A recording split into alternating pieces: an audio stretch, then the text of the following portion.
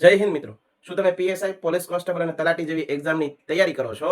તો ગુજરાતના જીકે ની અંદર ઘણી વખત પ્રશ્ન આપણને પૂછાતા હોય અને ગુજરાતના જીકે ની અંદર વાત કરીએ, આપણે બે ચાર પ્રશ્નોની ચર્ચા કરીએ તો તમને પરીક્ષામાં એમ પૂછાય, ગુજરાતમાં બળિયાદેવના મંદિર માટે જાણીતું સ્થળ લાંબા એ ક્યાં આવેલું છે? પરીક્ષામાં આવો પ્રશ્ન પૂછાય.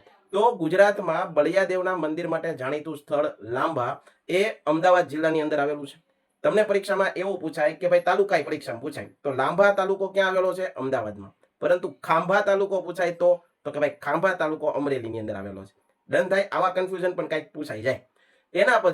એના પછીની વાત કરીએ તો કે ભાઈ ભીમનું રસોડું છે. ભીમનું રસોડું, પાંડવની શાળા અને સિદ્ધનાથ મંદિર.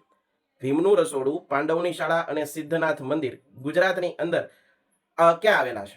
તો કે ભાઈ ભીમનું રસોડું હોય, પાંડવની શાળા હોય, સિદ્ધનાથ મંદિર હોય, આ બધું અમદાવાદ જિલ્લાના ધોળકા ખાતે આવેલું છે. ક્યાં આવેલું છે? અમદાવાદ જિલ્લાના ધોળકા ખાતે આવેલું છે. તમને પરીક્ષામાં એમ પૂછાય કે ગુજરાતનું એકમાત્ર ગુજરાતમાં જમણી સૂંઢ વાળા ગણપતિનું મંદિર ક્યાં આવેલું છે? ગુજરાતમાં જમણી સૂંઢ વાળા ગણપતિનું મંદિર ક્યાં આવેલું છે? તો ગણેશપુરા ખાતે આવેલું છે, અમદાવાદની અંદર. ડન છે? તો આ રીતને ગુજરાતનું જીકે પણ પરીક્ષામાં તો પૂછાવાનું જ છે અને ક્યાંથી પૂછાય આપણને કોઈ ખબર નથી, તો તૈયારી આપણે કરવી પડે.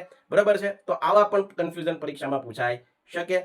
શોર્ટ્સ કેવો લાગ્યો જરૂરથી કોમેન્ટ કરજો. જય હિન્દ.